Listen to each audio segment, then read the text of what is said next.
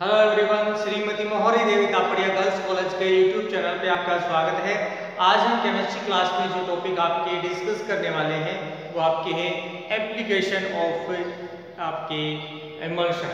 जो आपका आज का वीडियो है उसमें अपन जो इमल्शन है उसके अनुप्रयोग देखेंगे और साथ में देखेंगे कि कुछ ऐसी जो घटनाएं जिनके द्वारा है वो अपन ये बता सकते हैं कि वास्तविकता में जो इमल्शन है या कहते हैं जो पाइसीकरण है उसकी जो घटना है वो बहुत ज़रूरी है। तो यहाँ पर जो है अपन कुछ ऐसे पॉइंट्स की डिस्कशन करेंगे जिसके द्वारा है अपने को जो इनकी एप्लीकेशन है उनका अच्छे से आपके हैं अध्ययन आपके समझने में मदद मिलेगी। तो पहला जो एप्लीकेशन दे रखा है वो किस में दे रखा आपके धातुकरण में, या फिर कहते हैं धातुओं का जो सांद्रण किया जाता है उसके अंदर। तो यहाँ पर देखिए एक उदाहरण दिया गया है कि धातुओं का जो अयस्क का जो सांद्रण किया जाता है, खासकर कौन सी अयस्कों का, जो सल्फाइड अयस्क है। कौन सी अयस्क की बात करें, जो सल्फाइड अयस्क हैं, इनका किस विधि द्वारा, तो विधि का नाम है झाग पलवन विधि। इस विधि है इसके द्वारा है जो तेलीय पायस है उसमें इसका जो है झाग पलवन विधि के अंदर उपयोग किया जाता है। जिसके लिए क्या होता है, सबसे पहले जो आपका धातु का अयस्क है उसको जो बारीक चूर्ण के अंदर जो है पीस लिया जाता है और फिर उसको जल में मिलाया जाता है और उसमें फिर जो तेलीय पायस है वो क्या है इसमें मिक्स किया जाता है। तो जैसे ही तेलीय पायस इसमें मिक्स किया जाएगा जो है यहाँ पर इसमें क्या होती है कि विलोडन की अभिक्रिया होती है, जिसके फलस्वरूप क्या है कि जो है आपके हैं जो आपका झाग पलवन विधि के अंदर जो आपका विलयन है, ये विलयन क्या करता है, झाग उत्पन्न करता है। और इस झाग उत्पन्न करने की विधि की वजह से क्या देखने को मिलता है कि जो है वायु के छोटे छोटे बुलबुले हैं वो क्या होंगे, सतह पर क्या होते हैं आ जाते हैं, या कहते हैं वहां पर उत्पन्न होने लग जाते हैं, जिससे जो आपका धातु अयस्क है, देखिए यहाँ पर जो अयस्क काम में लिया गया है अशुद्ध है, तो यहाँ पर जो शुद्ध अयस्क होगा वो क्या करेगा, तेल के साथ क्या बनाएगा, तेल है वो यहाँ पर बूंदों के रूप में ऊपर आ जाएंगे और इससे किसका निर्माण हो जाता है, इनके बीच में जो पाइस है उसका निर्माण हो जाता है, इमल्शन का फॉर्मेशन यहाँ पर कर दिया जाता है। जो आपकी क्या होगा, आपकी जो सतह है आपकी उसका जो है उस पर तैरकर ऊपर आ जाता है और इसे वापस एकत्रित करके या कलेक्ट करके आपका जो शुद्ध अयस्क है वो क्या कर लिया जाता है, प्राप्त कर लिया जाता है। भी अयस्क के जो सांद्रण है उसमें इसका जो है तेलीय पायस बनाया जाता है और उसी का जो है धातुकरण में बहुत बड़ा उपयोग है। तो पहला जो उपयोग है आपके किसमें हो गया, पायस सॉरी धातुकरण में, कि भी इसके जो अयस्क सांद्रण में है इसका बहुत उपयोग किया जाता है। जहाँ तक बात करें जो तेल है इसमें आपके हालांकि पूछा तो नहीं जाता, लेकिन जो आपकी चीड़ है इसके पौधे का तेल है वो क्या किया जाता है, जो झाग पलवन विधि है उसमें उपयोग किया जाता है, जो क्या करता है सतह पर जो सही अयस्क है उनको लाने का काम करता है। दूसरा उपयोग सुनिए, दूसरा उपयोग है आपकी औषधियों में, मेडिसिन के अंदर। तो यहाँ पर क्या बताया गया, कई प्रकार की जो औषधियां हैं उनके निर्माण में जो है आपकी पाइस का उपयोग किया जाता है। जैसे आपके बात करें आपका जो है आपकी मरहम, जैसे बाम है, अपन जो भाषा में बोलते हैं बाम है, क्रीम है, या फिर कहते हैं लोशन है, ये कुछ ऐसे उदाहरण हैं जो क्या कर रहे हैं, ये क्या करते हैं आपके पाइसीकृत होते हैं, इनके द्वारा इमल्शन है वो इनका बनाया हुआ होता है और इनके पाइस हैं उनका उपयोग करेंगे। तो यहाँ यहाँ पर जो है इसके अलावा जैसे और बात करें तो आपके कोल्ड लीवर आपके लोशन कह दें या ऑयल कह दें, इसमें उपयोग किया जाता है। जो आपका बी कॉम्प्लेक्स फॉर्मेशन है उसमें किया जाता है। तो ये क्या कहते हैं, ये पाइल्स का निर्माण करते हैं। और औषधियों के रूप में बहुत लार्ज स्केल पे कह दें जो है आपकी पाइल्स का क्या किया जाता है, उपयोग किया जाता है। और इसके बाद बात करते हैं इसमें इसकी जो आपके थर्ड प्रॉपर्टी है। थर्ड प्रॉपर्टी में बताया गया है कि दैनिक जीवन में कह दें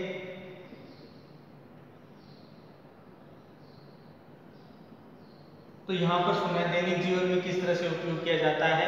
तो यहाँ पर क्या है कि मानव शरीर में होने वाली जो पाचन क्रिया है वो भी क्या है, एक तरह का जो पाइसीकरण है वो क्या किया जाता है, इसमें भोजन का है वो किया जाता है। अब इसमें देखिए क्या बताया गया है कि आपको पता है कि हम जो भोजन के रूप में पदार्थ लेते हैं उसमें वसा है, घी है, और वो क्या करते हैं, ग्रहण करते हैं। जो अपन क्या कहते हैं कि उसका जो कुछ भाग है वो हमारे जो आते हैं उसमें जो क्षारीय द्रव्य होता है उसके साथ क्या करता है, क्रिया करता है। ठीक है कि घी तेल ये क्या करता है, क्षारीय विलयन के साथ आपका अभिक्रिया करता है। तो अभिक्रिया करने के फलस्वरूप वहां पर जो है एक तरह से जो कहते हैं कि साबुनीकरण हो जाता है। क्या कहा गया है, हालांकि साबुन नहीं बनता लेकिन साबुनीकरण की तरह जो अभिक्रिया है वो क्या है, वहां पर संपन्न की जाती है। और इसके फलस्वरूप आपको क्या देखने को मिलती है कि जो हमारी आंतें हैं ये आंतें क्या करती हैं कि जो हमारा भोज्य पदार्थ है उसका जो आपका घी है, तेल है, उसका इमल्शन बनता है और उसकी वजह से जो है आंत इनका आसानी से क्या कर लेती है, इनका पाचन कर लेंगी। हमारी आंतें हैं वो इनको क्या कर लेंगी, पाचन कर लेंगी और इसके फलस्वरूप भोज्य पदार्थ है वो हमारे शरीर के अंदर एनर्जी बनाने का काम करता है। ठीक है, तो ये था दैनिक जीवन में उपयोग। इसके अलावा सुनना है कि क्या बताया गया कि जो दूध है, चौथा जो उपयोग सुनना है दूध। दूध भी क्या है, एक तरह का आपका पायस है और ये सामान्यतः जल में वसा का पायस होता है।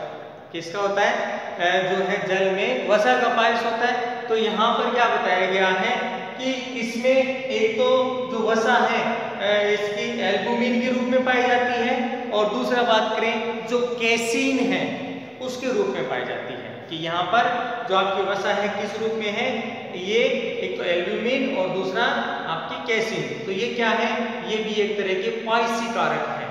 मतलब यहाँ पर जो पायसीकरण है उसको उसके द्वारा किया जाता है। ये था दूध के अंदर। इसके अलावा बात करें अपन है जो है एक और दे रखा पांचवा जिसके बारे में बात करें, फिनाइल, और दूसरा है इसके अंदर जो है लाइजोल या फिर लाइसोल भी बोला जाता है। ये जो है ये भी सामान्यतः क्या है आपकी इनका उपयोग किया जाता है जीवाणुनाशी के रूप में। इनका उपयोग किसमें किया जाता है, जीवाणुनाशी के रूप में। तो यहाँ पर ये भी क्या है जो है आपके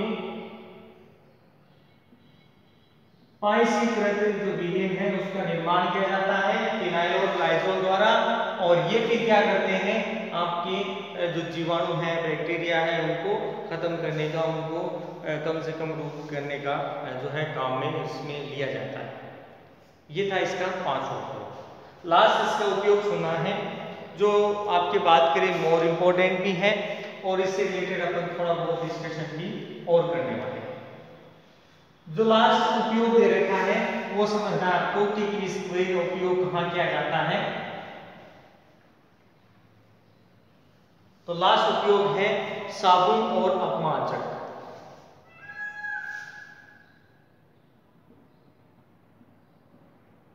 साबुन व अपमार्जक ये भी क्या है आपके पायस है। तो यहाँ पर क्या कहा गया है कि साबुन और आपके अपमार्जक है वो पायस के कारण के गुण के कारण क्या बताया गया है कि जो ये उपयोगी कपड़े हैं उन कपड़ों से धूल, मिट्टी, मैल या जो अशुद्ध पदार्थ हैं, ठीक है, या फिर इम्प्योरिटीज जो लगी हुई हैं उन सबको हटाने के अंदर है वो इनका क्या किया जाता है, उपयोग किया जाता है। अब इसमें जो आपके अपमार्जक और साबुन की जो क्रिया है जिसको अपन अपमार्जन कहते हैं, इस अपमार्जन की यहाँ पर थोड़ी बहुत क्रिया देखते हैं कि ये किस तरह से है। तो यहाँ पर अपमार्जन की क्रिया के बारे में सुनना है। इस साबुन और अपमार्जक क्या है, वे एक लंबी हाइड्रोकार्बन श्रृंखला है, उससे बने हुए जो यौगिक हैं कहते हैं या फिर आयनिक यौगिक है, जिसके सिरे पर है जो आयनिक अवस्था है वो आपके देखने को मिलती है। उदाहरण के लिए अगर अपन यहाँ पर बात करें तो यहाँ पर आपके दे रखा है जो साबुन है उससे रिलेटेड। ये साबुन है ये क्या होता है, सामान्यतः सोडियम स्टीरेट होता है। ये क्या होता है भाई, साबुन है वो सोडियम स्टीरेट होता है। अब स्टीरेट है इसका मीन है कि C17H35 COO Na, मतलब यहाँ पर सोडियम का क्या होता है, ये लवण होता है जहां पर 17 कार्बन परमाणुओं की एक लंबी सहसंयोजक श्रृंखला है वो इसमें ये उपस्थित होती है, ठीक है। अगर यहाँ पर देखिए अगर इस चीज का 33 लिखा होता है तो कहीं ना कहीं डबल बॉन्ड है वो आपके यौगिक में उपस्थित होता है। अगर यहाँ पर ये है तो इसका मतलब है कि यहाँ पर सारे के सारे कैसे सिंगल बॉन्ड है वो यहाँ पर जुड़े हुए हैं। अब यहाँ पर इसमें जो चीज है इसका ये जो भाग है C17H35, ये कहते हैं जो लंबी हाइड्रोकार्बन श्रृंखला वाला जो भाग है, मुख्य रूप से ये जो भाग है ये किसका निर्माण करता है, किसी भी अपमार्जन के लिए कहते हैं उसके लिए जो पूंछ है उसका निर्माण करने का काम करता है।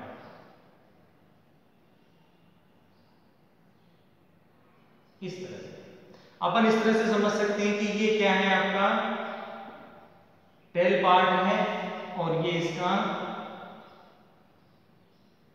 हेड पार्ट है, ठीक है। हेड पार्ट है वो जनरली क्या होता है, आपके आयनिक होता है, मतलब सोडियम आपका यहां पर जुड़ा हुआ मिलेगा और यहां पर आपका जो कार्बन की लंबी श्रृंखला है जिनमें वतन बात करीब कोवलेंट बॉन्ड है वो क्या होता है, उपस्थित होता है। तो यहां पर जो आपका आयनिक भाग होगा वो यहां पर व्यवस्थित होगा, ठीक है, जो क्या करता है, हेड का निर्माण करता है। और इसमें ये जो लंबी हाइड्रोकार्बन श्रृंखला है वो इसमें जुड़ी होती है। अपन ने अपमार्जक को एक लिटिल डायग्राम से समझने की कोशिश की है। अब यहाँ पर जो आयनिक ध्रुव है वो क्या करेगा, ध्रुवीय विलायक के साथ घुलनशील हो जाता है, मतलब ये क्या होता है, ये भाग विलयन के अंदर घुल जाता है। अब ये जो भाग है वो क्या होता है, घुलता नहीं है, मतलब अध्रुवीय है। तो ये क्या करता है, जो आपकी अशुद्धियां हैं, इंप्योरिटीज हैं, ये उनके साथ क्या करता है, जाकर जुड़ जाता है और जुड़ने के फलस्वरूप ये जल विरोधी की तरह व्यवहार करेगा और उस पे अपन बात करें जहां पर अशुद्धियां हैं उसके साथ अभिक्रिया करके उसके साथ कोई ना कोई यौगिक बना लेगा और उसके साथ क्या करेगा, फिर धीरे धीरे वह है जल में आना स्टार्ट, यानी कपड़े से जो अशुद्धियां हैं वो धीरे धीरे क्या होती हैं, हटना स्टार्ट हो जाती हैं। और ये प्रोसेस है वो लगातार इसमें आपका जो विलयन होगा उसके द्वारा जो संपन्न किया जाएगा और उसमें अपमार्जक और आपका जो साबुन है इसमें ये क्या करेगा, जितनी ज़्यादा मात्रा में ये उपस्थित होंगे उतनी ज़्यादा के अंदर जो है आपके जो तेलीय पदार्थ हैं या फिर किसी तरह के पदार्थ जहाँ पर पायसीकरण का जो प्रोसेस है वो संपन्न हो जाती है और आपकी अशुद्धियाँ कपड़े से हटा दी जाती है। तो ये था आपके साबुन और अपमार्जक में अपमार्जनीकरण की क्रिया और साथ में आपके जो ये 5-6 एप्लीकेशन पड़े हैं उससे रिलेटेड। आई होप यू आज का अपना जो इमल्शन से रिलेटेड जो उनके अनुप्रयोग थे उनको आपको जो समझ आएंगे। आपने देखा कि किस तरह से ये इनकी अपने दैनिक जीवन में भी उपयोगी है तो आई होप यू आज का अपना वीडियो आपको पसंद आएगा। वीडियो को लाइक करें, शेयर करें और इससे रिलेटेड नोट्स बनाते रहें। और इस वीडियो को देखने के लिए धन्यवाद।